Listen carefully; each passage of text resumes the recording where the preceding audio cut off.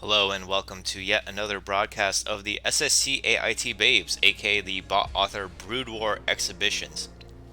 This is a tournament which pitted bot author creators in a 1v1 bracket tournament, double elimination, against one another in human versus human play, as opposed to the normal AI versus AI play.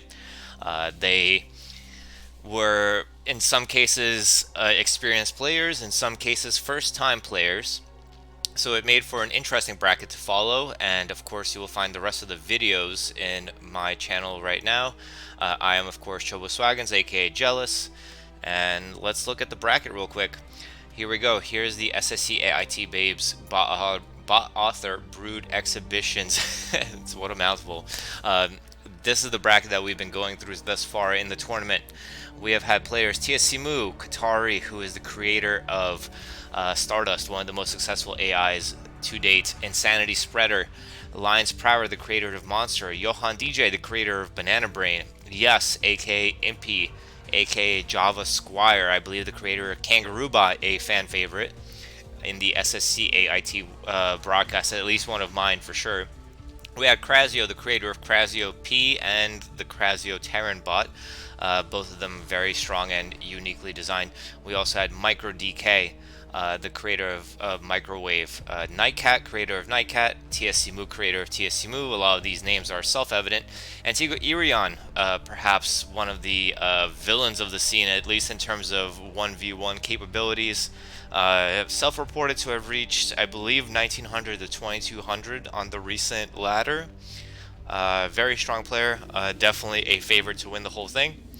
And we had Purple Wave Jadian, who normally plays Protoss in terms of the AI world, but plays Zerg in this tournament, also a pretty strong player.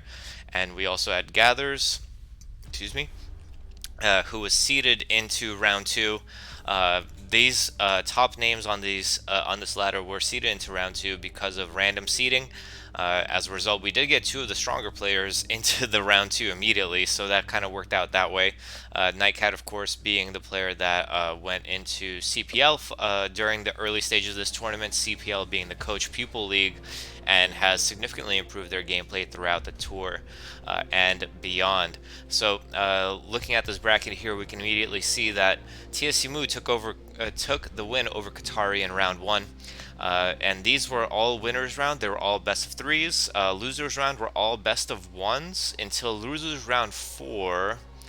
No, actually, until losers round five. Losers round five became a best of three, and the winners round was best of three until the finals, which is best of five. So TSCMU took the game over Qatari. Insanity Spreader beat Lions Prower. Lions Prower, of course, being one of those players that had never played Brood War in 1v1 before, reportedly, but had also improved greatly throughout the course of the earlier rounds of this tournament, investing more time into practicing. Johan DJ beat Yes, aka Impy, and Krazio beat Microwave in the round one. This sent these players into the losers round, where they would face the losers of round two. In round two, we had Nightcat falling to TSCMU, Antigua Irion taking the game over Insanity Spreader, Purple Wave Jadian beating Johan DJ, Gathers falling to Krazio, and by the way, all of these games again are you can find them at least one game from each player, and most of the rounds have been recapped in their entirety on this channel. So if you want to go back, I have the previous broadcast in this playlist. In the in the round three, sorry, we had TSCMU fall to Antigua Irion, again the favorite of this whole tournament, and Purple Wave taking the game over Krazio as the second best player, most likely, of the whole tour. But in the semifinals, Antigua Irion knocked out Purple Wave Jadian. I don't have the scores here because I used them as anti-spoilers, but Antigua Irion did a 2-0 against Purple Wave Jadian. Purple Wave possibly not being able to control their units to the level that they wanted to, being caught on terrain, leading to easy storms and trickle hydralisks being taken out by the Protoss ball in both games to some extent. In the losers rounds, we see Gathers versus Qatari, where Gathers had taken the game over Qatari. Johan DJ falling to Lions Prower. Insanity Spreader beating out Yes, aka Impy, who had some, by the way, very interesting builds for us. We had a mass firebat build in TVT. The loss in round 1 is also another one that is worthy of watching, I believe, as well. There was definitely some interesting decisions made throughout the way for Yes here, and it's a shame to see them go so early in this tour. Nightcat knocks out Microwave, and going into losers round 2, Lions Prower took out Gathers. Lions Prower starting to feel themselves in the losers rounds, perhaps due to some practice. This was probably one of the games of the tournament for me.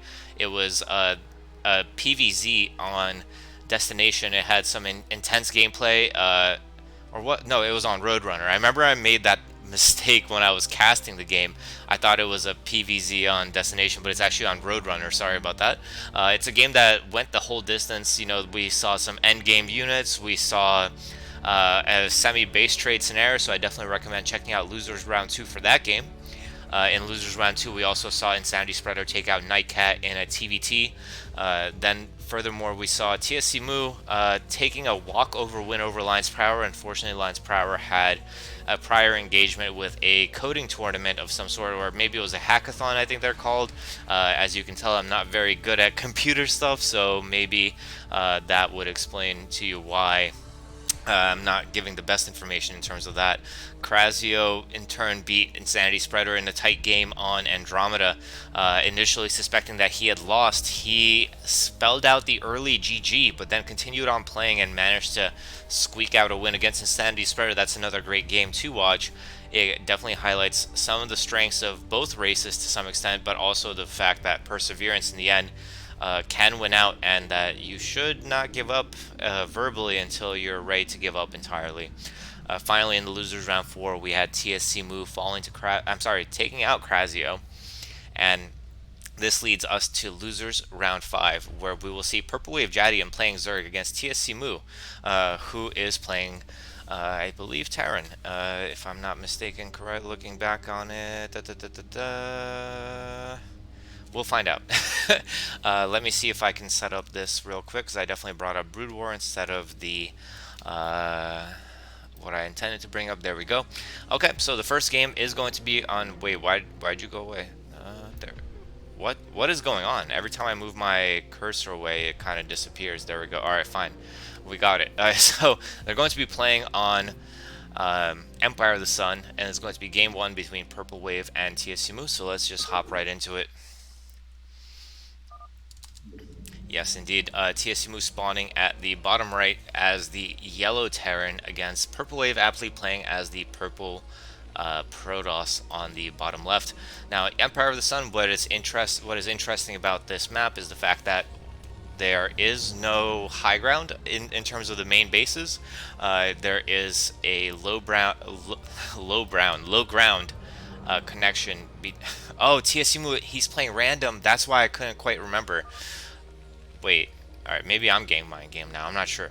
Anyway, long story short, there's no ramp here, and we can see it more clearly here for Purple Wave Human, who looks to be going for somewhat of a non-standard build, going for a forward gateway. Actually, no, this is pretty topical for the PvT matchup at this point, especially on maps without a high ground. Forward gateway allows you to exert some pressure.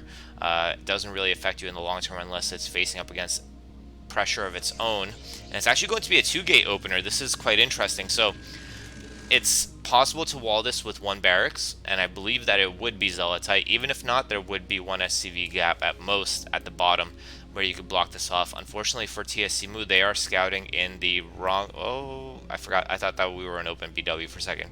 They are scouting in the wrong direction, while Purple Wave Human is scouting in the right direction. Looks like TSC Moo is not going for anything tricky at this point. Is going for a factory first before adding a marine. This is quite standard, but I believe that these zealots are going to catch them off guard. They have nothing in terms of a wall here. There's not enough SCVs that you can use to defend this, and this is a smart play from Purple Wave, who is going to find that an undefended forward here is going to be easier to break than it would be on a ramped map. In the meantime, the probe does get chased down. The first zealot is arriving. Let's keep track of the action here. Let's see. First two Marines are out. Is going to take some epic micro. Instant reaction, by the way, from TSCMU. Great reaction there. Pulls both Marines back, unfortunately. Doesn't get the moving fire shot. Doesn't have great SimCity here. There is some SimCity that you can do with the barracks, the command center, but notably not in this position. And with the supply depot or with the factory, that could have made this all a lot more manageable. But unfortunately, two Marines have already been hurt. The Zealot, though, is down to the shields. But more Zealots are streaming, and now TSCMU is still not aware of the fact that they're facing off against a 2-gate. 2-gate is incredibly difficult to hold at this juncture. Even they even added a machine shop before Vulture. In this case, you might have wanted a Vulture first. Zealots not sure which way to go. This SCV came down at the opportune timing. Marines attacking from the side, but now they're going to be unblocked here. One more Marine goes down, and there's only one Marine left. It's kind of down at the bottom here. SCVs will go down. Minerals are floating for both players. Finally, the bunker gets placed, but one Marine inside a bunker is going to take forever to take down 3 Zealots. The 3 Zealots are more likely to take down that bunker before anything significant happens for the Terran's favor. One Vulture coming out now, one Marine coming out now. SCVs are trying to run around, but they're falling significantly in numbers. 10 workers to 20 now. This is huge losses for TSCMU, who now opts to surround the bunker. The bunker is on the way to burning down. One more attack will do it. No, the bunker is up. 1 HP, the bunker is down. Okay. But in the meantime, though, it should be noted that Purple Wave Human had decided to stop the aggression, perhaps not feeling too confident early on. And I kind of like this move. They got the Dragoons earlier than normally you would. I would have personally probably gone for 5 Zealots and hoped to continue the pressure, keep that Vulture at bay, and maybe make a Nexus. But this approach is way more safe and way more standard, and they're going to follow it up with a third gateway. 3 Gateway Dragoons is going to be incredibly tough to hold with an economic deficit of this magnitude that TSCMU has, 11 workers to 22. And mines may be in order here, but instead it's actually going to be a siege tank. Interesting choice here. Yeah, are they really going for a command center? I'm hoping that maybe this is a bunker to hope to hold the natural. The Dragoons are now coming out. The Dragoons are going to be coming soon. This is why mines would have been probably the better play. Bunker is coming up, but there's not going to be SCVs close enough to repair in the natural. It looks like both of the Marines will go down as well, and the income is just so low for TSCMU. They're struggling to get the units out. First siege tank is out, but no siege mode means that it'll be a difficult hold. SCVs are being pulled to the front in order to repair this bunker that is frankly not giving them all that much. Without a command center here, it's not going to be much of a gain. You might have even been better off building a bunker here if you wanted to, really.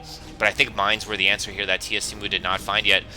Pulling forward are the Dragoons. They tried to take down the Marine before it could load into the bunker, but they decided to back up instead. There's still the possibility of a bunker bust, given the amount of Dragoons that we're seeing here on the map. Let's look at what the decision is. It looks like they're thinking about it, possibly pathing. Oh, they're looking for a run by, actually. No, this is not the way you want to bust that bunker, but it's going to work out anyway due to sheer numbers. The tank is going to go down, the Marine goes down, and now with pure numbers, 3-gate Dragoons should make quite easy work of this. However, the SCVs being pulled are being an effective meat shield against this. Probe is scouting for a potential hidden expansion from TSCMU. Perhaps Purple Wave not sure of how much damage they actually did. One siege tank in siege mode now is going to be able to hold down this fort. But again, the economic difference is still maintaining at about like a 12 difference, 10, 11 difference. 18 SCVs to 29 probes, and an expansion now up for Purple Wave is going to increase that difference. Maybe Purple Wave plays PVT ZVP. That might be the reason why we're seeing Purple Wave Human play Protoss here. And first game's a wrap. Yeah, that one goes to Purple Wave Human. So again, this is a best of 3, and we're going to look at all the games in this losers round 5, aka losers finals, and in the winners finals as well, between whichever one of these players moves onwards. So don't want to play custom. I keep playing on that, clicking on that button. Cast number 5, losers finals, game 2. So we're moving on to game 2, which is going to be on Benzene between these two players. I imagine it's also going to be a TVP, and we have TSCMU spawning in the top right of Benzene as the pink. This is like a light pink. I don't even know what map is this. Maybe I feel like TSCMU had ample time to prepare for what map this is, but either way, TSCMU spawning as the pink Purple Wave joking around a bit, mentioning Bloodbath. Classic Brood War map. I believe it's in the original Brood War map pack. It's like that small, 64 by 64. If anyone that's not aware of it, you try playing some AI on it. It's going to be fun. TSMU spawning at the top right of Benzene as the light pink Terran. Purple Wave again spawning as the purple human. Protoss at the bottom left of Benzene. Now this map in theory favors Terran simply due to the fact that there's a long rush distance, so therefore rushes that come from Protoss that seek to abuse the Terran players' slow accumulation of army are going to be much more long-winded due to the fact that they have to travel all this way. We can follow this probe here and see just how much of a distance it needs to be covered in order to get to that other side of the map. It's a full 128 width. It is opposite corners. I believe it's 112 height, so it is quite a hike. Probe even tries to harass the barracks, but it's not capable of doing so. Meanwhile, Terran have a lot of high grounds and narrow choke points to take advantage of on this map, so there's definitely a possibility for some aggressive play for Terran in the mid game, but it looks like Purple Wave, recognizing the fact that an aggressive option is not in the cards for them, is going to send out a Zealot first, just to at least maybe force some Marine production, slow down the Terran build a little bit, but in the meantime go for a Nexus behind this. And I really like this build choice from Purple Wave. They're going for Cybernetics and a gas behind this, so it's going to be one Zealot into Dragoons. We have some SCVs and the Marines coming out forward. The Zealot chooses to run back instead. Maybe the SCVs are actually, maybe are they going out there for a bunker push? And yes, indeed they are, but this is such a far away starting point for the bunker push. I feel like you could start like right here and not be caught for a while, but a second Zealot has been made by Purple Wave, perhaps anticipating this due to seeing the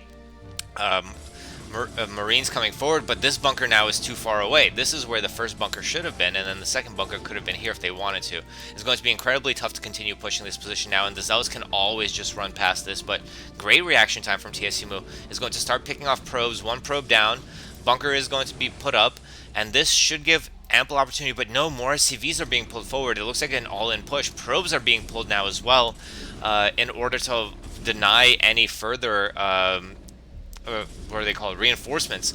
The Marines and the SCVs are doing a great job of catching that Dragoon. The Dragoon goes down, and now the tank should not be caught. The Marines are available.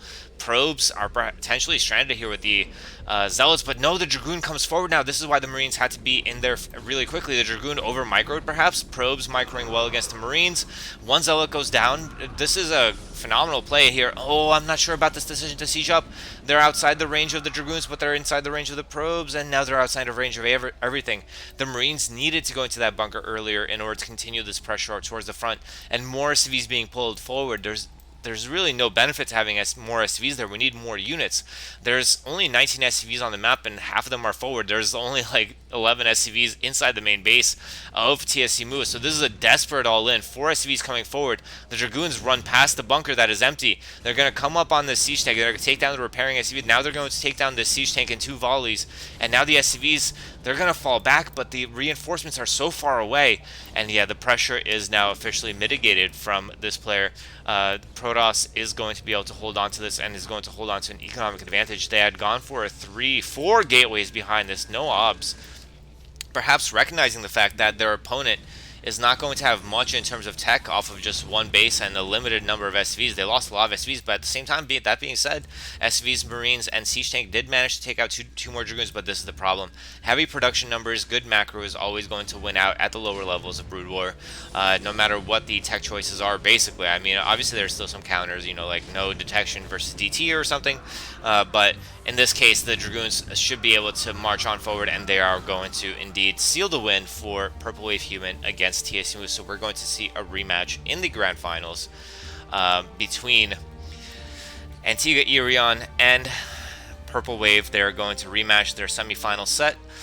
In theory, if Purple Wave wins their match, and we can now safely put it up to not as 100, but let's say 2. There we go.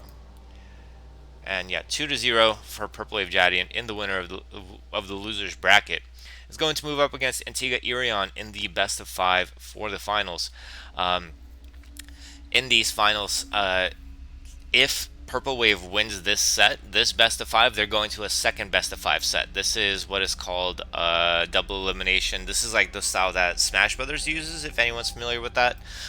It is, I feel, the superior format because if you lose one series and win one series, you want to give the guy who won in the first place the chance for a rubber match, a tiebreaker in terms of series at least.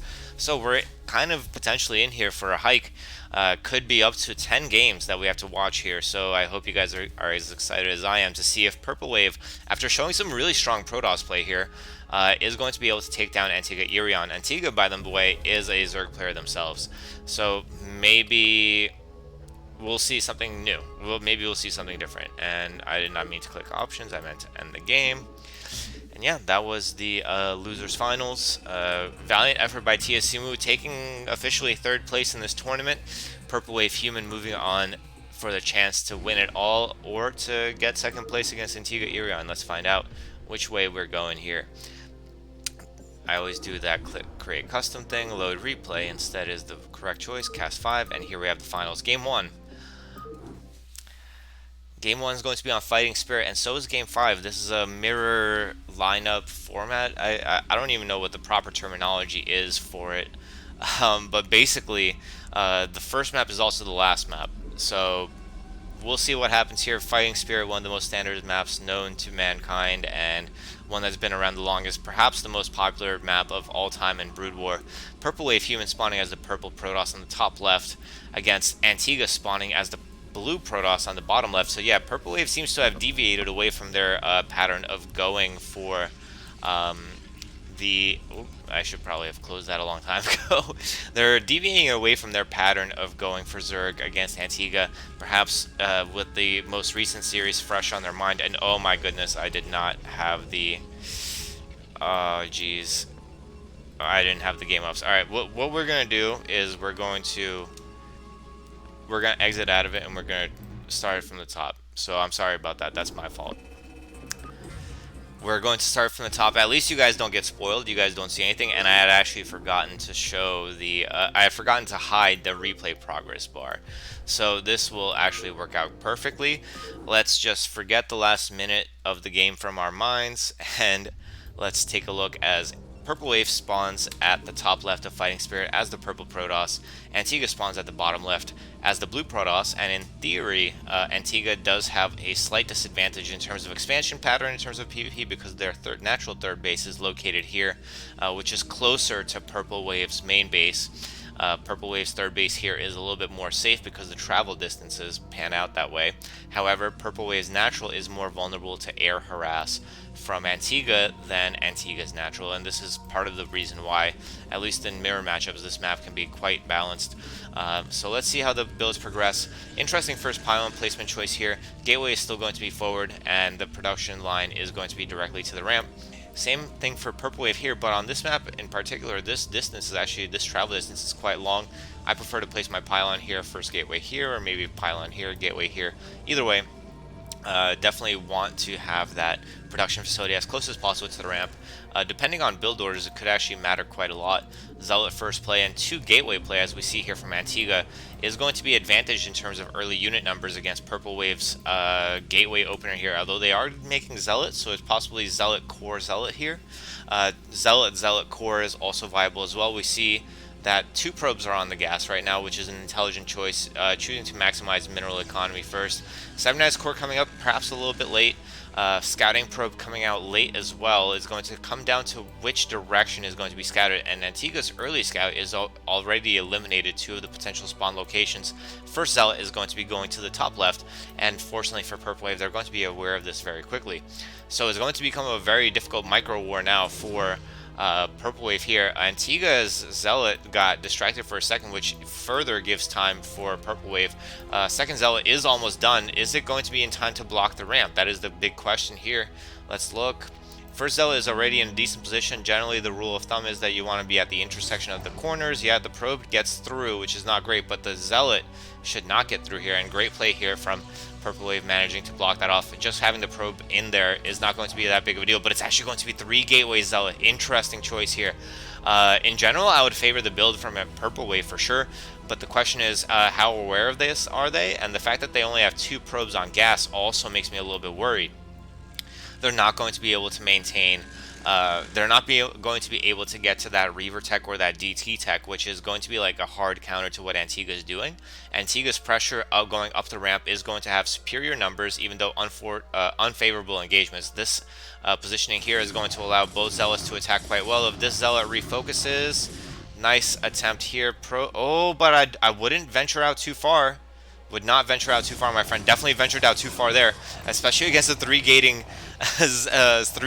Protoss. Antigua is taking no prisoners here, is going to wall out the Zealot from climbing up the ramp, and now Purple Wave is definitely in big danger as 4 Zealots make their way inside 5 Zealots make their way inside Purple Wave's base, and Purple Wave immediately throwing down 2 extra gateways, but still on only 2 probes on gas. I don't think that's going to be enough to maintain that kind of level of production. The lack of tech is going to be difficult as well. You see now probes are being idled as well. The Dragoon goes down, and this is absolutely a destructive series now for Antigua. Antigua is most likely going to go 2-0 for this. I know that it's a foul paw to call the series early, but this amount of economic damage combined with the fact that this all-in is showing no signs of stopping, the lateness of the 2 gateways, yes indeed, GG. Purple Wave even calls it out and is going to fall 0-2 against Antigua here in the grand finals.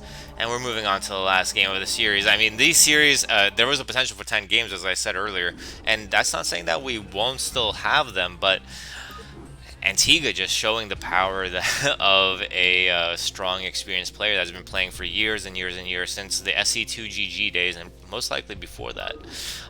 So let's take a look at the Game 3 of the finals. We're going on to Benzene. Yeah, I forgot that we had skipped through that so quickly in the TSC Moose series. Yes, indeed. So it's going to be Purple Wave Human. He's playing Terran. Is he playing random right now? That might be a reasoning for Antigua going for 2 gateway in the last game, actually. Although, to be honest, with Protoss, I would say that it's more conventional to go for 1 gateway tech, maybe, in PVR. I'm not sure. Either way, we have Purple Wave spawning in the top right of Benzene as the Purple Terran, and so now officially the Purple Wave Human. And in the bottom left of Benzene, we have Antigua spawning as the White Protoss. They are a similar situation to the last series that we discussed that was also a PvT, but with the roles kind of reversed, with Purple Wave being Protoss and TSC Move being Terran. The roles are a little bit reversed in that Purple Wave Human is now on the safer end of this map, and perhaps the favorite end of this map. I remember when this map first came out, people thought it was Terran favored. I know that people say that almost all maps are Terran favored just by looking at the mini-map, but this map, if I remember historically, didn't prove to be actually all that Terran favored, but this is actually a really nice wall off here. This is the appropriate SimCity for Marines to pass through between the barracks and the depot and the command center, and the Zealots can't pass through either of these gaps if I'm not mistaken. So this is a great opener from Purple Wave Human. In the meantime, we have Antigua throwing down the Cybernetics core and putting that probe back on the gas. No Zealot. 2 probes to start on gas, it seems, until the Cybernetics core is placed down. First Marine is going to be on the way, but supply blocked is Antigua, but that's not that big of a deal given the fact that it's not a Zealot opening at this time. Placing down the factory still has 3 SCVs on gas, so not taking any SCVs off gas is indicative of a potentially very aggressive opener. Oh, pylon placement to block the the machine shop. That's quite cute. I like that.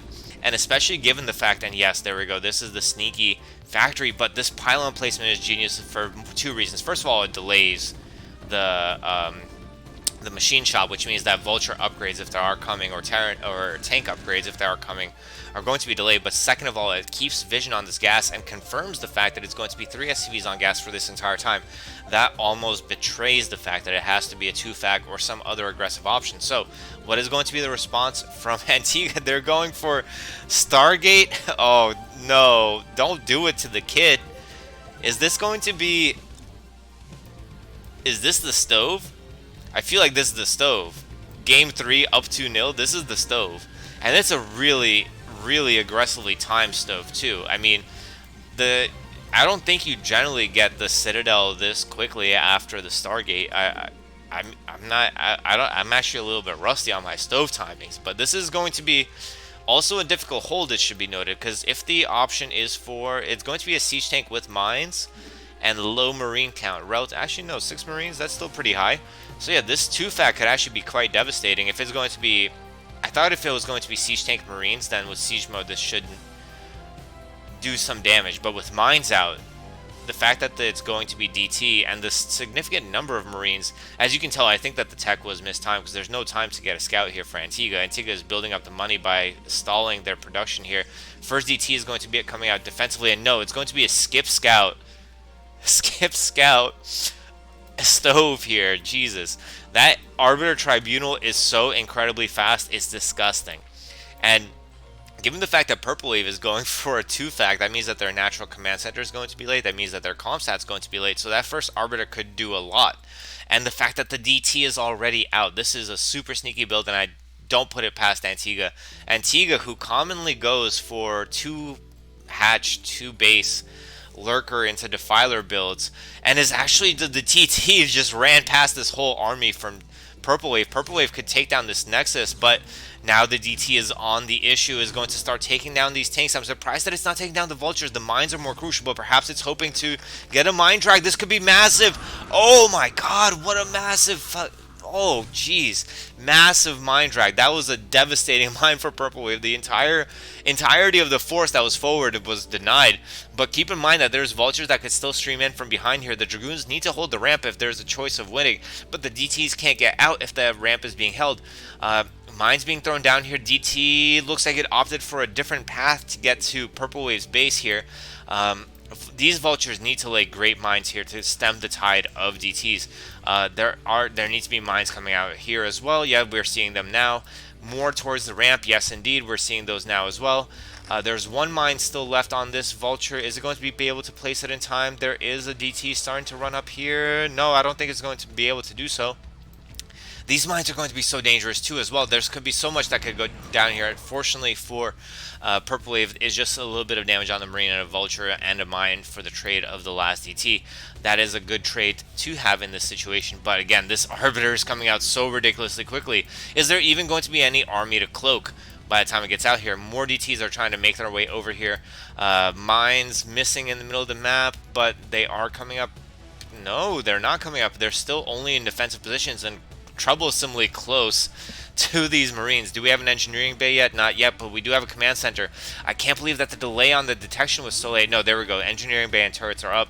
Turrets are a bit late on the natural. That should have been the first place to place them, to be honest with you. Marines are coming forward to try to stop any more DTs from coming in. This turret, is it going to get denied? Yes, it is. That's hurts so bad. Now the Marines are going to go down. No more mines here as well, and no army to defend. This natural could have been defended. First mine takes out most of the DT cells, and the second one takes out the DT. So in the end, not too bad for Purple Wave. And the command center is up. The command center has to float a long way to make it to this natural, though. And the Nexus has been up for quite some time for Antigua. 40 probes to 27 already. Antigua showing his power as a player, going up to 2 bases, and is going for recall first. Interesting choice. Do you even need recall when you can basically freely march across them? Oh my god, the Arbiter is already out. This is the second Arbiter. Jesus. 1 Dragoon is not going to be enough to stem the tide of these vultures, though. Poor microback from Antigua as well. Now has no option to go back inside its main base. Purple Wave, I mean, kind of losing the opportunity here. Why are we fighting here in the natural? We could be running into the main base. Perhaps assuming the fact that there is going to be more Dragoons defensively, and now there are, but before there weren't. And this Dragoon is going to try to break through these mines, going to take most of them out, going to move this one a little bit. So yeah, I think Purple Wave definitely missed the moment there a little bit, and this Dragoon is going to get hurt as well. But with that detection that is mobile, you know, no comsat, I believe this should be an academy. Yes, indeed. No science facility anytime soon. Purple Wave is definitely hurting after that opening mix-up here, and the weird build from Antigua. The second factory has been spotted, and the vultures coming out from it are not going to be. Yeah, though they should be able to take down this dragoon, but more mines are needed at the front here to contain this force. That mine doesn't trigger. This vulture is going to go down without laying mines potentially. Yes, indeed it is. The factory now has to fly away. Purple Wave just a little bit too late to react to everything. Turrets being added everywhere, but recall should be done by now. Let's see the energy on that first arbiter, almost at 150. We're already at 127, and yeah, Antigua just took the wildest possible build and is going to make it happen. And of course, following up with this, you go into Mass Zealots. Why? Because you're so gas starved after going for all this tech off of one gas initially. Second gas is up, but only has 2 probes on it, perhaps further fueling this decision. And this factory is going to go down before it can be salvaged. Only one factory now for Purple Wave Human against 7 gateways, pumping mass units, and getting ready for a recall is Antigua. And this is just a wild game. If this game is the last game of the tournament, and now we have 154 energy, by the way, it is a fitting end to what has been a wild tournament with some wild strats and wild plays from players of all different skill levels. And I credit where credit's due. Purple Wave did place the turrets in the biggest potential weak point. There is a big gap here, but it should be, almost everything in this gap should be double rangeable. Like, so like if Antigua tries to go through what seems to be the safe route, I think both turrets will hit. The play might have to be to go through one turret at most, or go through the natural. But note, the arbiter is going to go through a heavily dense area of turrets here, but it should be still fine. It's definitely enough time to throw down a recall at 186 energy. This recall is going to be massive. Lots of Dragoons, actually, after that initial burst of Zealot production. Built up the gas and recognized the fact that they can afford to go for a heavy Dragoon play. And yeah, this is absolutely devastating. Now, I mean, the factory count has been blossoming and growing to about 7 factories now, and that would have been a potentially devastating number, but the recall came a little bit too early for them to really pay for themselves, and the natural was really late as well. And you can't help but feel that this is ultimately a GG and a 3-0 sweep from Antigua. Antigua, the monster here, taking down the field of fellow bot authors with their superior in-game experience, superior mechanics, and superior strategies throughout the tournament. So major props to Antigua for this W, well-deserved, well-earned, and major props to all the competitors, the people who played for the first time in their lives, the people who played just for fun, the people who played to learn more, the people who played a little bit and invested themselves into playing more by joining CPL, by playing with their friends, by practicing. Salutes to everyone here. I hope you guys enjoyed this tournament. I hope you guys enjoyed participating in it. Frankly, I didn't plan on casting all the games. I casted, I would say, like the majority of the games. I thought for me it was just more interesting to watch the games myself and to see how the players, the brains behind the AIs, how they play.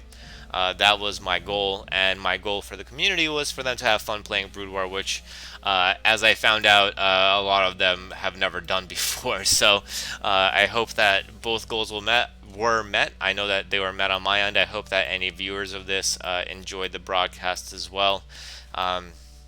As for, yeah, I mean, we can talk more about that in a moment, but for now, let's take a look at this winner's bracket. We're going to have Antigua Irion advancing 3-0 against Purple Wave Jadian.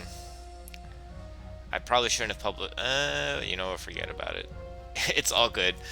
I'll just make sure to mark that as spoilers. But the games have been played. The tournament has been going on for a long time. And if there's any interest in a Season 2, let me know. Maybe I'll organize one in the future. I'll take any requests and recommendations into mind, and yeah, we'll go from there. In the meantime, thank you all for tuning in. Thank you all for playing. Thank you all for watching. I hope you guys, I already said I hope you guys enjoyed it, but I hope you guys have a wonderful time, a wonderful year, a wonderful everything. And yeah, tune back into more SSCAIT babes in your future, maybe, question mark. This has been Chobos Wagons, aka Jealous, with the SSCAIT babes, bot author Brood War Exhibitions. Take care.